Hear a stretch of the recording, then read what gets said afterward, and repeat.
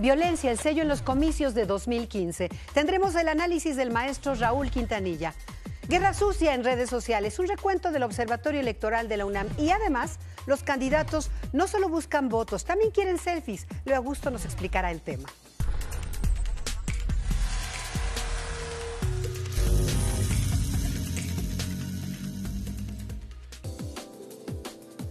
Todo lo que digan, qué hacen y cómo se mueven los políticos tiene una meta: ganar 2015. Esto es Red Política, una producción de El Universal y Proyecto 40. La política no está exenta de una violencia que desafortunadamente se ha normalizado en el país, al grado que las víctimas ya no son personas, sino solamente números que varían de acuerdo a diversas fuentes, pero que siguen siendo eso, números. No tenemos ningún foco de alerta hasta este momento. Sabemos que hay estados, entidades del país y zonas dentro de algunas entidades que son particularmente complejas.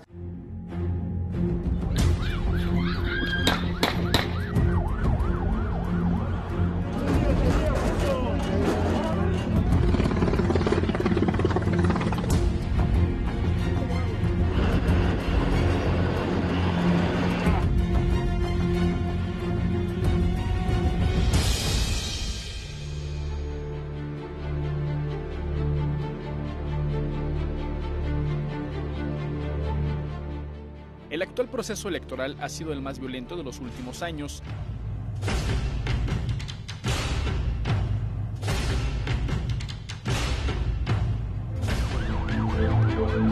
A la fecha, 8 políticos de distintos partidos han sido asesinados y al menos 36 han resultado heridos. ¡Que se olviden de poner ahí a más criminales! Los principales ataques se han registrado en Guerrero, Michoacán, Tabasco, Oaxaca, San Luis Potosí y el Distrito Federal. Carlos Martínez, precandidato del PRD a una diputación por Oaxaca, fue asesinado cuando recorría la zona Triqui. 2 días después, la dirigente del PRI en Lagunilla, San Luis Potosí, fue ejecutada desde un vehículo en marcha.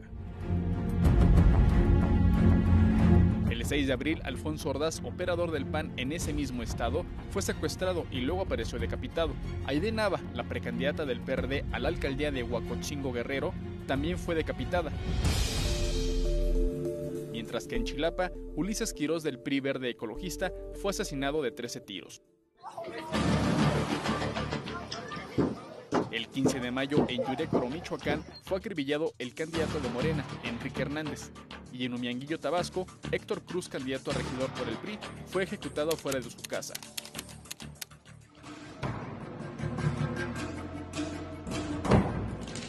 La semana pasada, el coordinador de campaña de Aida Beltrán, candidata del PRI a una diputación en el DF, también fue asesinado. Por lo que al menos 20 candidatos han solicitado seguridad. Osorio Chong afirmó que se garantizará la seguridad y tranquilidad durante el proceso electoral.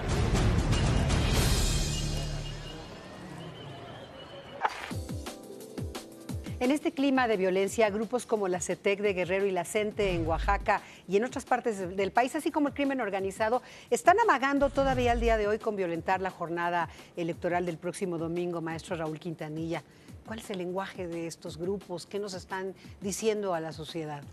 Mire, ellos entendieron perfectamente que en este país, si se vive en la ilegalidad, puede usted lograr más que la legalidad. ¿Quién tiene la culpa de todo esto? Indudablemente no es la CETEC, indudablemente no es los maestros. Son aquellos que piensan que a punta de leyes un país se puede gobernar.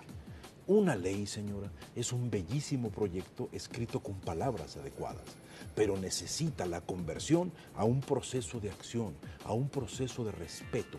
¿Por qué la CETEC ataca las campañas? Yo veo las campañas, románticamente hablando, como embriones de reconstrucción democrática. Cada vez que hay una campaña, hay un embrión de dignidad que tenemos que buscar, que tenemos que encontrar. Una urna vacía es una sociedad distanciada que va a permitir que suceda todo aún adentro de su propia casa. Una urna llena es una democracia participativa, es al fin de cuentas un pueblo que todavía tiene la capacidad de imaginar mundos mejores. La violencia no hay que reprimirla, hay que controlarla a base de la aplicación lógica y justa de la ley, aunque eso provoque consecuencias de impopularidad, que eso es a lo que le temen muchos gobernantes, a una cierta impopularidad. Ya lo creo. Ahora, está usted diciendo hay que ir a votar el próximo domingo, pero ¿cómo ir a votar en medio de campañas que se han caracterizado pues, por estas campañas negativas o sucias? Eso, a mí me causa mucha gracia cuando alguien dice que el decir palabrotas, insultos y gritos, y yo sí los tengo bien puestos, nos dice que esas personas tienen fuerza y fortaleza. Esas personas no tienen fuerza y fortaleza. Yo quisiera a las personas que los escuchan que pensaran que esa va a ser la forma en que ellos van a gobernar, a base de denostación, a base de insultos, pero que si eso es su lenguaje, que no tienen otra capacidad de estructura. Ahí está su capacidad y su forma de gobierno. Si me dedico a insultar a la hora que yo tenga el poder, voy a repetir lo mismo. Las masas en este país, señora, o sea, nosotros, no estamos despolitizados, estamos absolutamente desencantados de que no ha habido ni izquierda, ni centro, ni derecha que pueda superar una crisis, que se atreva a superar una crisis. En ese sentido, puedo decir que la clase política abandonó la calle, se fue lejos de la calle. Cicerón decía, gana la calle y ganarás el respeto y por supuesto tendrás el poder que tú estás solicitando. Lo decía Cicerón, ganar la calle es acercarse al humano con otras ideas, no solamente con promesas, revisar qué sucede, que un candidato aprenda y se dé cuenta de cuál es la realidad del país, para que eso lo obligue a otras consideraciones y no simplemente sea una campaña de spots que no deja absolutamente nada.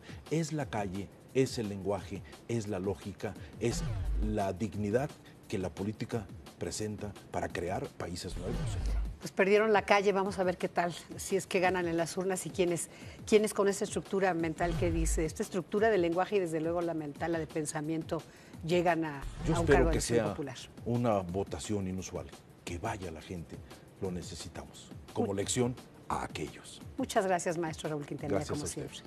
Carentes de discurso y cargadas de retórica, las campañas electorales se llenaron de lodo, especialmente en las redes sociales.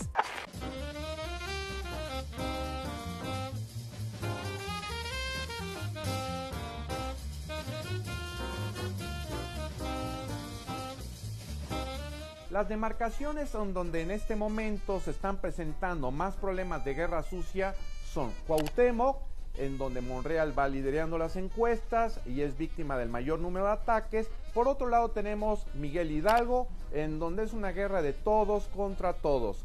En el caso de Benito Juárez, tenemos que estas campañas sucias van fundamentalmente en contra del delegado Romero y del candidato del PAN, Von Rerich. En el caso de Coyoacán, tenemos que básicamente la guerra sucia se dirige a Valentín Maldonado. Estas campañas están tan desangeladas que ni siquiera saben hacer guerra sucia. Me parece que los ciudadanos somos quien más posibilidades tenemos en este momento de poder criticar sin hacer guerras sucias, porque lo que queremos es limpieza en las elecciones.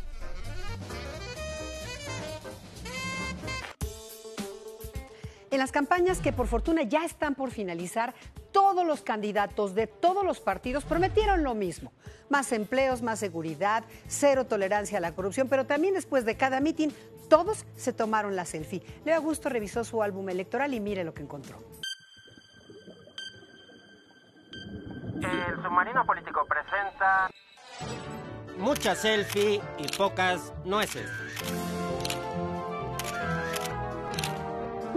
Cuando se trata de bañarse de pueblo y en el afán de ser agradables, a los candidatos les faltan manos para robar la atención del ciudadano.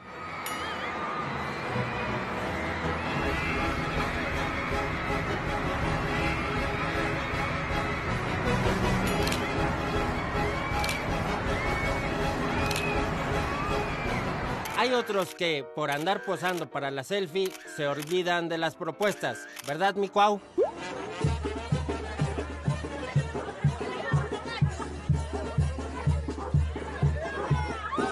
Y es que los candidatos no están para selfies en la recta final de esta carrera por el voto, y si no, que se miren en el siguiente espejo. Y ya cerca de la meta se establece un duelo mortal, amigos. Pero pido un aplauso para el gran caballo árabe, Arabella. Lo cierto es que nadie se toma 2 veces la misma selfie.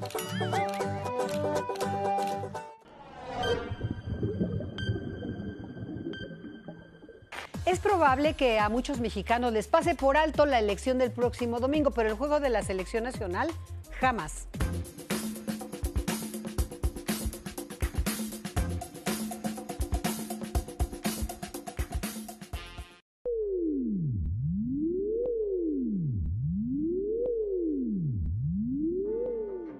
Fue al final de la Segunda Guerra Mundial cuando se descubrió que las técnicas de control mental servían como un factor determinante en el control de las sociedades. Y los mexicanos no dudaron en aplicar estas técnicas a la política. Sin embargo, para ellos fue más fácil recurrir a la torta, la camiseta y la naranja, y adherirse al viejo adagio que reza: al pueblo pan y circo. Así que este 7 de junio, nuevamente el país vivirá un momento crucial de decisión política. ¿Quién ganará? ¿La selección o la elección? Por lo pronto, la diversión está garantizada.